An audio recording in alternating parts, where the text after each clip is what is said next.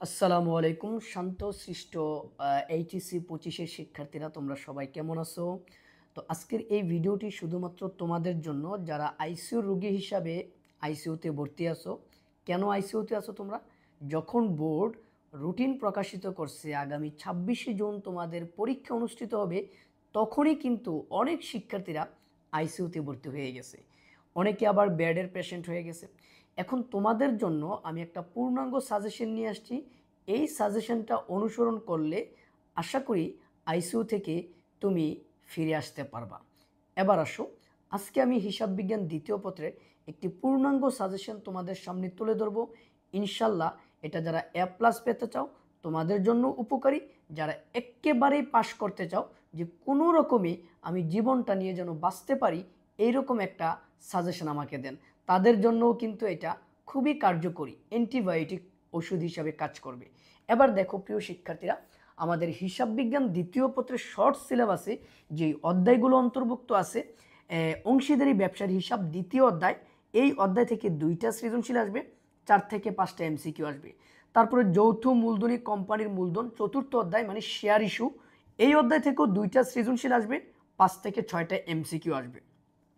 যৌথ মূলধনী কোম্পানির আর্থিক বিবরণী, এটা পঞ্চম অধ্যায়, এটা কিন্তু ক বিভাগের জন্য, এটা থেকে 2টা আসবে, 2টারই উত্তর করতে হবে, এটাকে স্কিপ করার কোনো সুযোগ নাই। এমসিকিউ থাকবে 4 থেকে 5টা। আর্থিক বিবরণী বিশ্লেষণ ষষ্ঠ অধ্যায়, এটা খ বিভাগে, 2টা সৃজনশীল থাকবে, 4 থেকে 5টা এমসিকিউ থাকবে। উৎপাদন ব্যয় ও বেতন ও মজুরি, এটা হচ্ছে সপ্তম অধ্যায়, 2টা সৃজনশীল আসবে এবং 4 থেকে 5টা এমসিকিউ আসবে। মজুত পণ্যের হিসাব রক্ষণ পদ্ধতি দ্বিতীয় পত্রের অষ্টম অধ্যায়, একটা সৃজনশীল আসবে, 4 থেকে 5টা এমসিকিউ আসবে। এই জিনিসগুলোর মধ্যে শুধুমাত্র এই অধ্যায়টা যৌথ মূলধনী কোম্পানির আর্থিক বিবরণী, এটা ক বিভাগে, এটাকে তোমরা কেউ স্কিপ করতে পারবে না। যদি এটা না দাও তাহলে তুমি সর্বোচ্চ 5টা সৃজনশীল অ্যান্সার করতে পারবা, এটা তোমরা মাথায় রাখবা। এবার আসো, হিসাব বিজ্ঞানে পাস মার্ক কত? 100 থেকে 33 পেলে তুমি পাস করবা। এবার এই 33 কিন্তু দুইভাবে তোমাকে পাওয়া লাগবে, একটা হচ্ছে সৃজনশীল অংশে আর একটা হচ্ছে বহু নির্বাচনী অংশে। সৃজনশীল অংশে হচ্ছে 70 থেকে তোমাকে 23 পাওয়া লাগবে, বহু নির্বাচনীতে 30 থেকে 10 পাওয়া লাগবে। কেমন? তাহলেই তুমি পাস করতে পারবা। এবার আসো, A+-এর জন্য তোমাকে কত মার্ক রাখতে হবে সৃজনশীলে এবং বহু নির্বাচনীতে?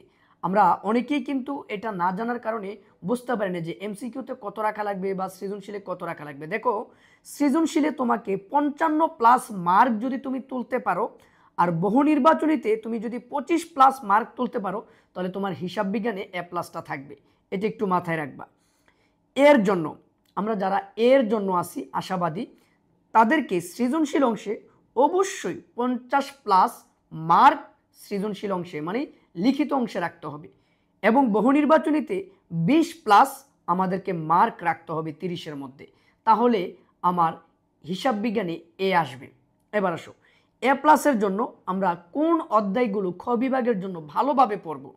যারা ভালো তোমরা 2, 4, 6, 8 অথবা 2, 4, 6, 7 অথবা 4, 6, 7, 8 এই 3টা স্লটের যে কোনো একটা স্লট বেছে নিতে পারো, যেটা তোমার ভালো লাগবে, যেটা তোমার জন্য আরামদায়ক হবে, যেটা তুমি ইজিলি বুঝতে পারবা এবং সমাধান করতে পারবা। এই 3টা স্লটের যে কোনো একটা স্লট বেছে নিয়ে তুমি তোমার পরীক্ষার আগ পর্যন্ত প্রিপারেশন নিতে পারো। এবার আসো, ক বিভাগ পঞ্চম অধ্যায়, এটা বাধ্যতামূলক, এটাকে স্কিপ করার কোনো সুযোগ নাই, 2টা আসবে, 2টার উত্তর দিতে হবে।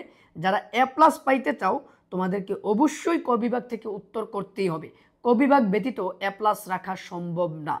এবার আসো, এর জন্য আমরা কোন অধ্যায়গুলো পড়বো? মাত্র 3টা অধ্যায় পড়লে হবে, 4, 6, 8, 2, 4, 6, 4, 6, 7 এই 3টা স্লটের যে কোনো একটা স্লট তুমি বেছে নিবা, যেটা তোমার ভালো লাগবে, যেটা তুমি সহজে পারবা কমপ্লিট করতে, সেটাই তুমি বেছে নিবা এবং এই 3টা অধ্যায় ভালোভাবে তুমি কমপ্লিট করবা খ বিভাগের জন্য। কেমন? এবার আসো, স্যার শুধুমাত্র পাস করতে চাই, আমি আইসিইউ থেকে বাইর হইতে চাই, আমি শুধু পাস করলেই চলবে স্যার? যারা শুধুমাত্র পাস করতে চাও তোমাদের জন্য 2টা অধ্যায় আমি দিয়ে দিলাম, 4 আর 6 অথবা 6, 8 অথবা 2, 6। তো এর ভিতরে আমি মনে করি 4, 6 অথবা 6, 8 এই 2টা স্লটের যে কোনো একটা স্লট বেছে নাও, তাহলে অনায়াসে তুমি সৃজনশীলে 23 নাম্বার তুলতে পারবা। তাহলে প্রিয় শিক্ষার্থীরা, যারা একেবারে দুর্বল, তোমরা এটা একটু মাথায় রেখে এভাবে অগ্রসর হও, ইনশাল্লাহ তুমি তোমার পরীক্ষায় ভালো রেজাল্ট করতে পারবা। আর এই ভিডিওটি যারা দেখছো, তুমি এই ভিডিওটি তোমার বন্ধুবান্ধব যারা আছে সবার মধ্যে শেয়ার করে দাও। আর এই অধ্যায়গুলো যদি ভালোভাবে কমপ্লিট করতে চাও, তাহলে আমাদের কিন্তু একটা কোর্স চালু আছে, FRB ফাইনাল রিভিশন বেস। এই কোর্সটি তোমরা এনরোল করতে পারো। এই কোর্সটি এনরোল করলে এই সবগুলো অধ্যায়ের রেকর্ডেড ক্লাস পাবা এবং আমাদের সাথে পরীক্ষার আগ পর্যন্ত লাইভ ক্লাস করতে পারবা। আশা করি তোমার প্রস্তুতিটা 100 থেকে 100 হবে ইনশাল্লাহ। তো আর দেরি না করে এখনই আমাদের FRB এই কোর্সটি এনরোল করো। এনরোল করার জন্য বিস্তারিত তথ্য পিন কমেন্টে দেওয়া থাকবে। ভালো থাকো, সুস্থ থাকো। আসসালামু আলাইকুম।